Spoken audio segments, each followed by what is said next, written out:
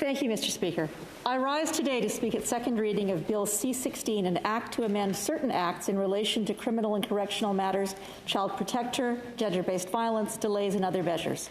A long and complex name for a long and complex bill, one that we are being asked to study and pass in a remarkably short period of time.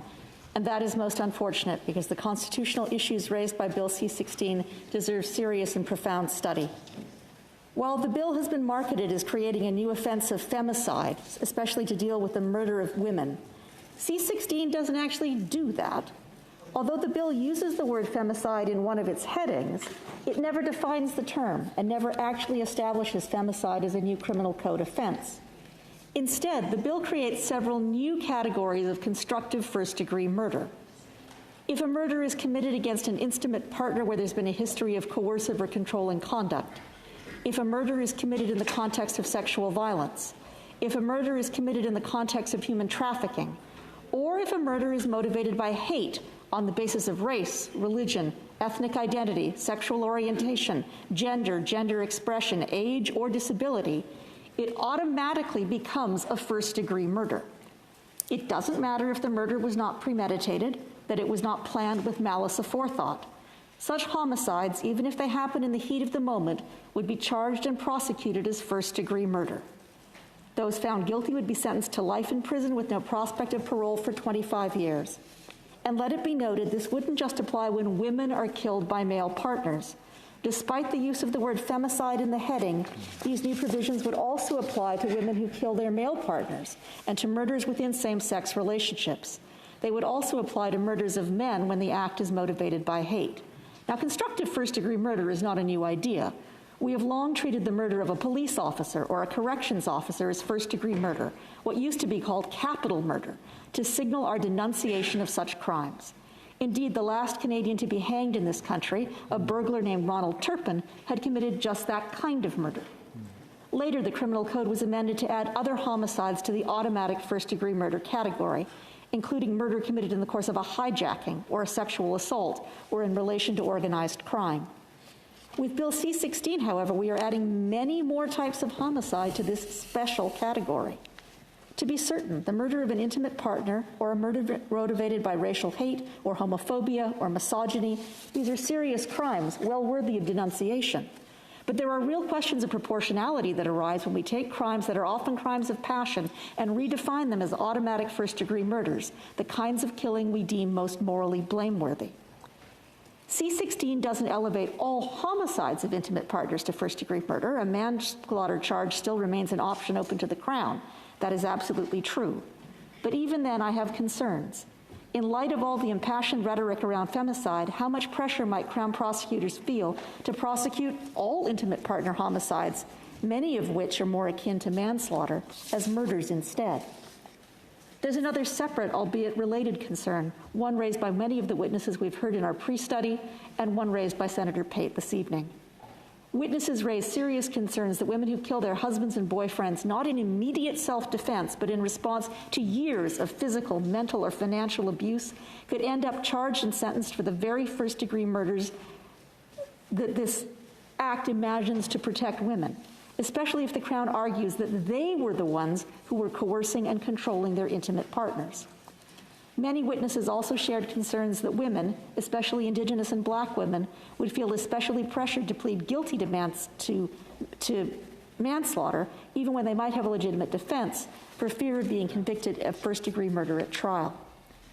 All of the witnesses we heard agreed that domestic murders are a scourge, but many raised concerns that simply ratcheting up the penalties after those deaths occur does very little to protect victims. What we desperately need are more investments in women's shelters, not just in cities, but also in rural and remote communities. We need more investment in legal aid so that victims seeking legal advice and assistance to leave violent marriages have the support they need. We need more affordable transitional housing for those leaving abusive homes, and more social services and counseling support for those coping with the aftermath of violence and coercive control.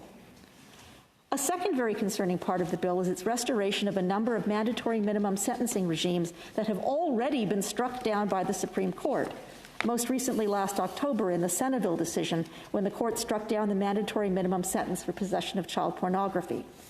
But C-16 skates around that little inconvenience. The bill tells judges they aren't obliged to impose mandatory minimum sentences in cases where the sentence would be cruel and unusual punishment for a particular offender. But that is a very high bar.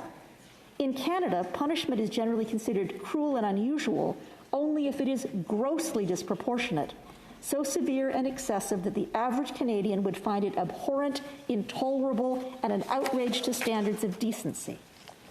In short, C-16 carves out only a modicum of judicial discretion. The narrowness of the language means it is extremely difficult for judges to craft specific sentences for specific defendants based on the specific facts of the case. This will undoubtedly lead to more miscarriages of justice and more constitutional challenges. Third, and perhaps most alarming, is the way in which Bill C-16 attempts to go round the constraints of the Jordan decision. The Charter of Rights and Freedoms guarantees Canadians the right to a trial within a reasonable time.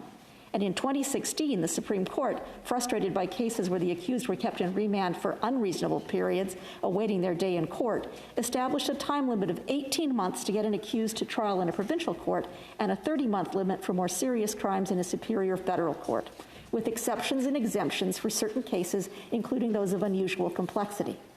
In cases where the Crown failed to meet those deadlines, judges were to issue stays of proceedings, judicial stays of proceedings, as what you might call a mandatory minimum response to the charter breach. The court, it should go without saying, didn't want people accused of serious crimes to be set free.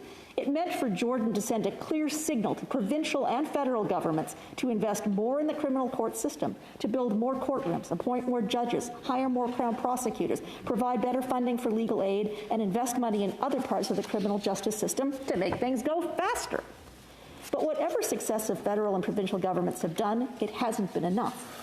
Court delays are getting worse, and new laws, including Bill C-14, Bill C-9, and Bill 16 itself, will only combine to make those delays more extreme.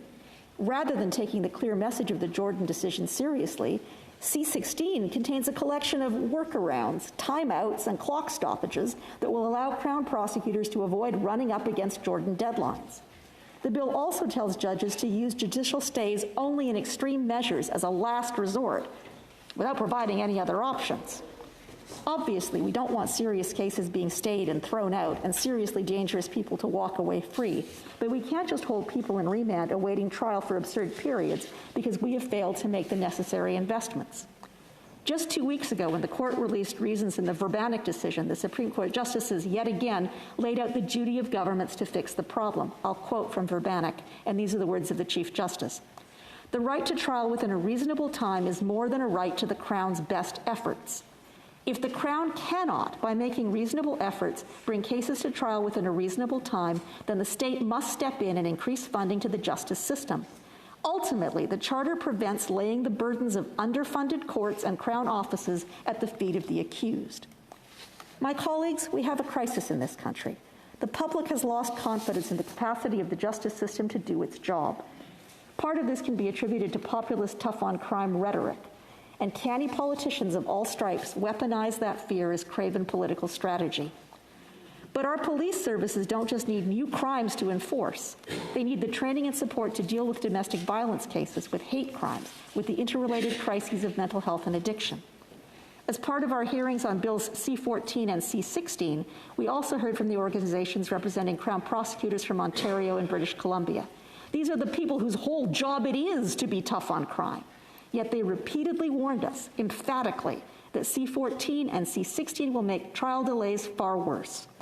Without necessary resources, our Crowns cannot properly prosecute, our defense counsels cannot properly represent their clients. Adding more offenses to the criminal code may make us feel like we're doing something to make our communities safer, when in fact we seem to be setting up our court system on the path to collapse. And the irony, while our justice system gets slower and slower, we in this chamber are asked to go faster and faster. We cannot fulfill our constitutional role when we are asked to pass far-reaching and constitutionally complicated bills in just 2 days. Programming motions such as the ones we're dealing with tonight don't give Senate clerks enough time to track down and invite a proper range of witnesses, legal staff enough time to draft amendments, never mind giving us time to debate and pass them. Such deadlines don't give our translators enough time to translate observations. They don't allow enough time for informed debate in this chamber, nor do they create enough time and space for the public to follow and join the discussion, or to lobby for changes.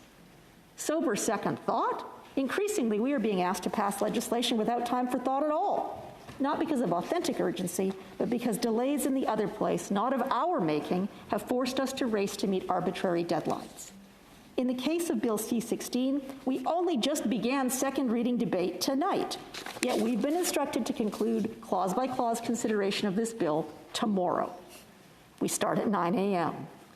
Despite this, we may well read news stories tomorrow that accuse us of holding up the government's agenda. My caution? Shortcuts make long delays, and as we race to pass C-16 without time for meaningful scrutiny, we set the stage for years of court challenges yet to come. More justice delayed, more justice denied, more public confidence lost, and inevitably, more Canadians' lives lost too. Thank you, merci, hi.